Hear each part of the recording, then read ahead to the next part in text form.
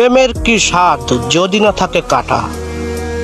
China থেকে চলে এসেছে আমাদের যশোর মনিরামপুর চায়না এক কাকা।